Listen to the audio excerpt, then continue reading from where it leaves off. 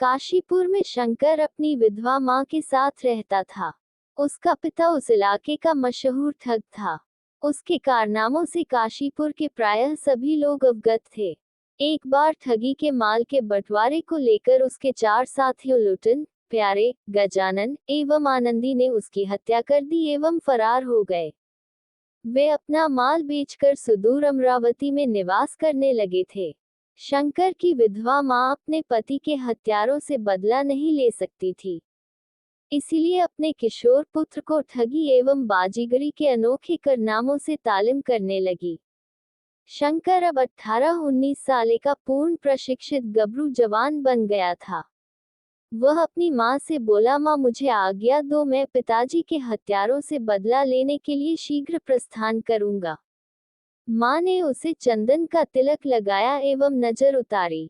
राह में जलपान हेतु मीठे पकवानों की एक गठरी भी उसे थमा दी। माँ का चरण स्पर्श कर शंकर अमरावती नगर के लिए प्रस्थान कर गया। उन दिनों घोड़े हाथी के अलावा कोई दूसरी सवारी तो थी नहीं।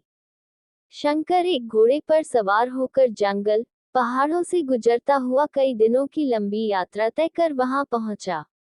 अमरावती पहुंचकर उसने एक सराय में एक कमरा लिया एवं अपने को एक व्यापारी बतलाया। लोगों से पूछते पाछते उसे अपने पिता के हत्यारों लुटन, प्यारे, गंजानन एवं आनंदी का पता लग गया। वे चारों अमरावती नगर में एक साथ निवास कर रहे थे। वे दिन में व्यापारी बनकर व्यापार करते एवं रात में ठगों का वेश धरकर ठगी बटमारी किया करते थे। उनके पास पहुंचकर शंकर ने उनके पैर छूते हुए कहा, मामा जी मेरा प्रणाम स्वीकार करें। ठगों को अपने इस अज्ञात भांजे को देखकर आश्चर्य हुआ। उन्होंने सम्मिलित स्वर में कहा, हमने तो तुम्हें पहचाना नहीं।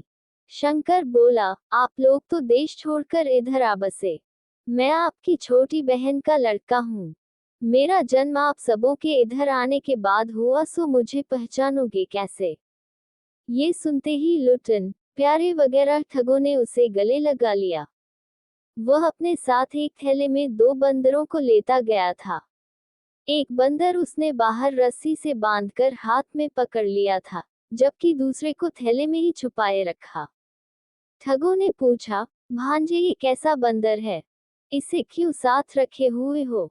शंकर बोला, बड़ा अनमोल बंदर है मामा जी, जहाँ कोई संदेश देना हो तुरंत दे देगा एवं वापस लौट आएगा। ठगों ने कहा, भांजे ये बंदर हमें बेच दो। पहले तो शंकर न नुकुर करता रहा, फिर मुंह मांगी कीमत में बंदर ठगों को दे दिया। प्यारे ने उस बंदर से कहा, जा जाकर हमारे घर में कह देना मेहमान आए हैं, उनके लिए बढ़िया खाना बनाकर रखना, हम लोग शाम को घर लौटेंगे। ये कहकर उसने बंदर को छोड़ दिया। वह बंदर भला उनके घर क्यों जाता, वह तो सीधे मुक्त होकर जंगल की ओर भाग गया। कुछ देर बाद शंकर ने ठगों से निगाह बचाकर दूसरा बंदर थैले से निकाल दिया एवं बोला, लो मामा जी, तुम्हारा दूत संदेश देकर लौट आया है, इसे पकड़ो। शाम को जब चारों शंकर के साथ घर लौटे, तब घर पर खाना नदारद था। ठगों ने अपनी पत्नियों को खूब फटकारा और कहा कि इस बंदर के द्वारा हमने संदेश नहीं भेजा था। पत्नियां बेचारी डर कर बोली, हो सकता है हम सब काम में व्यस्त थी, इसकी बात ना समझ पाए हो, हमें इस बार माफ कर दो। कुछ दिनों के बाद वे चारों शंकर के साथ नदी में मछली मारने के लिए गए। शंकर ने थैले से एक छोटा सा डंडा निकाल कर कहा, मामा ये जादुई डंडा है, यदि किसी कारण मैं बेहोश हो जाऊं तो मुझे इसे सूंघा देना, होश लौट आएगा। कुछ देर बाद वह बेहोशी का नाटक कर मूर्छित हो गया। ठग ने उसे काफी हिलाया डुलाया एवं पानी के छींटे मुंह के ऊपर मारे, पर वह तो नाटक किए हुए था, सो उठता कैसे? तब ठगों ने उसके बताए हुए डंडे को आजमाया। डंडा नाक से लगते ही वह उठकर बैठ गया। ठगों ने सोचा ये तो सबसे कमाल की चीज है। उन्होंने फिर मुंहमांगी कीमत देकर वह डंडा खरीद लिया।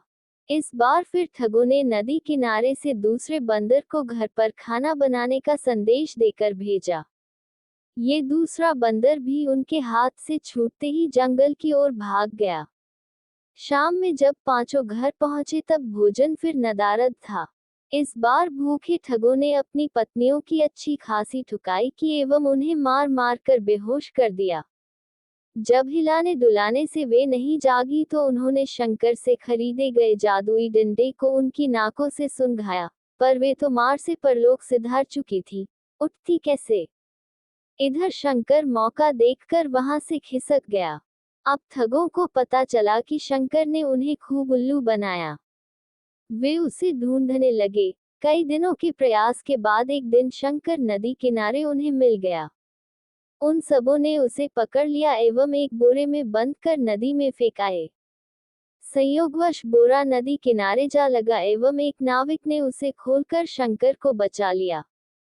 कुछ दिनों के बाद बाजार में जब शंकर की निगाहें उन चारों ठगों से मिली तो वे भूत भूत कहकर भागने लगे। शंकर बोला, मामा जी मैं जिंदा हूँ। वह तो जादुई बोरा था, उसमें किसी को बंद कर नदी में डाल दो तब भी वह व्यक्ति डूबेगा नहीं। उन ठगों को उस बोरे के चमत्कार पर पूर्ण विश्वास हो गया। फिर भी इस बार उन्होंने उसकी तुरंत परीक्षा करनी चाहिए। शंकर को उसका दाम चुका कर वे चारों एक साथ उस बोरे में बैठ गए। शंकर ने उसका मुंह बांधकर उसे नदी की तेज धारा में छोड़ दिया। बोरा नदी की तेज धारा में बह गया और चारों ठगों ने जल समाधि ले ली। इस प्रकार अपने पिता के हत्यारों से बदला लेकर एक मोटी रकम के साथ शंकर काशीपुर लौट आया। कहानी से सीख, सच्चे प्रतिशोध और न्याय के लिए धैर्य, चतुराई और कड़ी मेहनत की आवश्यकता होती है। शंकर की कहानी यह सिखाती है कि बुरे कर्मों की सजा अंततः मिलती है और सच्चाई की हमेशा जीत होती है।